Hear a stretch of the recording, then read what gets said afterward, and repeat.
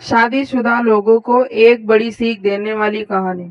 पत्नी ने पता नहीं क्या किया था कि उसके पति ने उसे एक-एक कर कई थप्पड़ लगा दिए। हमेशा हर सिचुएशन को शांति से हैंडल करने वाली पत्नी भी इस बार इतनी अशांत हो उठी कि उसने अपनी चप्पल ही निकालकर पति की ओर दे फेंकी।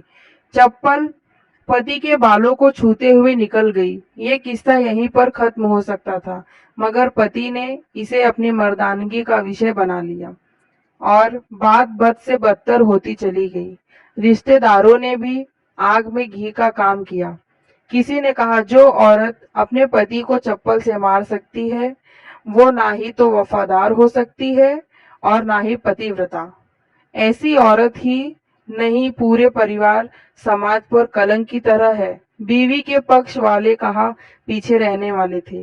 किसी ने कहा 21वीं सदी में भी जो स्त्री के साथ मारपीट करते हैं उन्हें तो जेल भेज देना चाहिए। तो कोई कहता जरूर उसको कोई और पसंद आ गई होगी, इसलिए अब पत्नी से मारपीट करने लगा है। बात कोर्ट तक पहुंच गई। दोनों पक्षों ने एक दूसरे के खिलाफ केस फाइल कर दिया। पति ने चरित्रहीन होने का तो पत्नी ने दहेज और शारीरिक उत्पीड़न का आरोप लगाया। 2 वर्षों से अधिक समय के लिए केस चला था। इन 2 वर्षों के दौरान दोनों पति पत्नी अलग अलग रहे थे। इन 2 वर्षों के दौरान दोनों पक्षों के समर्थकों की संख्या कम हो गई थी। पहले जहां दोनों पक्षों में समर्थकों का समूह होता था, अब गिने चुने लोग रह गए थे। पति और पत्नी दोनों की आर्थिक स्थिति भी इस समय के दौरान नीचे गिर चुकी थी।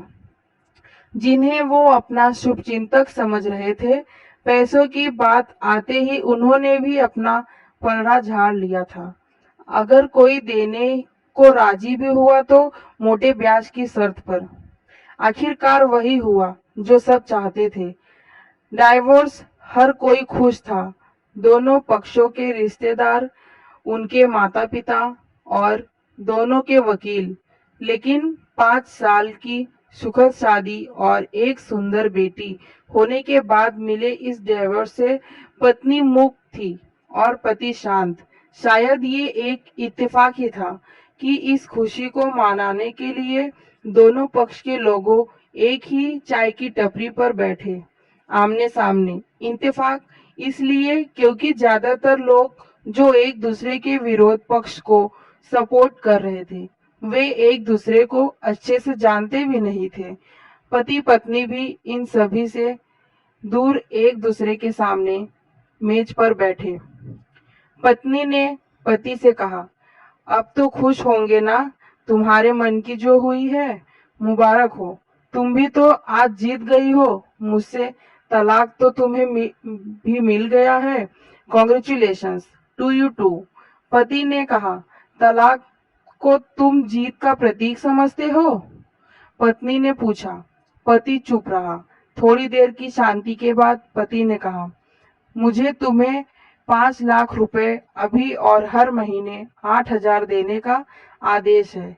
अभी मेरे पास पैसे नहीं है, इसलिए हमारा मतलब मेरा जो सिटी में फ्लैट है उसे तुम्हारे नाम कर देता हूँ।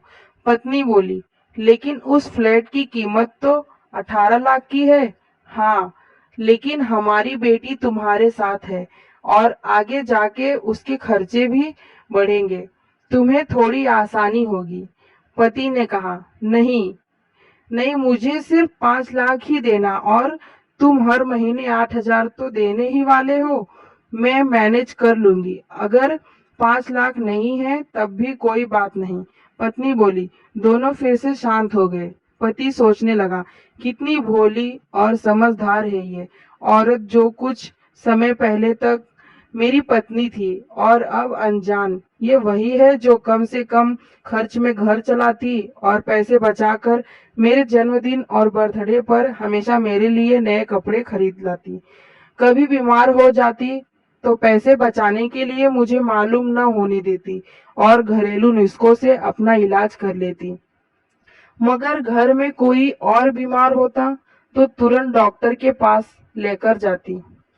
मेरी ही मति मारी गई थी मैं ही अपनी झूठी मर्दानगी के चक्कर में इतनी बड़ी गलती कर बैठा। पत्नी के दिमाग में भी उथल-पुथल चल रही थी। अभी भी वैसा का वैसा ही है। पहले भी खुद से ज़्यादा हमारे बारे में सोचता था और अब भी वही कर रहा है।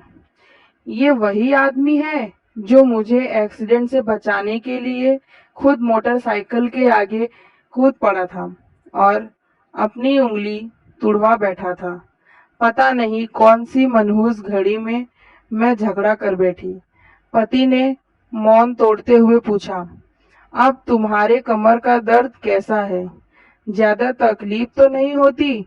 पत्नी हल्का सा मुस्कुराई और बोली, अभी भी होता है, अब तो पेट में भी क्रैम्प्स उठते हैं। वो तो होगा ही। तुम योगा या कसरत भी तो नहीं करती हो। अब किसी गायनोकोलॉजिस्ट को जरूर दिखा देना। पति ने कहा, तुम बताओ, तुम्हारा अस्थमा कैसा है अब? क्या अब भी दौरे पड़ते हैं? पत्नी ने पूछा, हाँ पड़ते हैं, पहले से ज्यादा, क्योंकि अक्सर इन्हेलर भूल जाया करता हूँ याद दिलाने के लिए, तुम जो नहीं हो अब। पति बोला। पत्नी के आंखों में आंसू आ गए। वो बोली, तुम्हें मेरे चरित्र पर सवाल नहीं उठाने चाहिए थे, तो ये परिस्थिति आती ही नहीं। हाँ मैं जानता हूँ, तुम बहुत अच्छी हो, मुझसे गलती हो गई, बहुत बड़ी गलती। मैं लोगों के बहकावे में आ गया था। पति बोला, तुमने भी तो मुझ पर दहेज का इल्जाम लगाया था। वो बोला, गलत था और इस बात का मुझे भी पछतावा हुआ।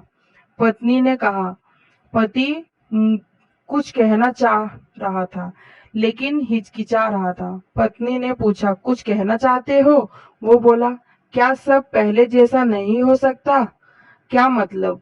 पत्नी बोली, मतलब कि हम फिर से पहले की तरह पति पत्नी बनकर, सच्चे दोस्त बनकर नहीं रह सकते? पति बोला, पर ये डाइवोर्स के पेपर दिखाते हुए पत्नी ने कहा, फाड़ देते हैं। पति ने अपने पास रखे डाइवोर्स के पेपर फाड़ते हुए कहा। पत्नी ने भी अपने पास रखे पेपर फाड़ दिए। सभी हैरान थे, वकील, रिश्तेदार और माँ बाप। पति पत्नी दोनों एक दूसरे के हाथ में हाथ पकड़े अपने घर की तरफ चले गए। दोस्तों, ये कहानी उन हर पति पत्नी के लिए बड़ी सीख है जो छोटी छोटी बातों पर लड़ते हैं और इन झगड़ों को बड़ा बना के अलग होने का डिसीजन लेते हैं। प्यार और झगड़ा तो एक सिक्के के दो पहलुओं की तरह है। दोनों को स्वीकार करना होगा, तभी ये पवित्र रिश्ता उसकी मंजिल तक पहुंच पाएगा।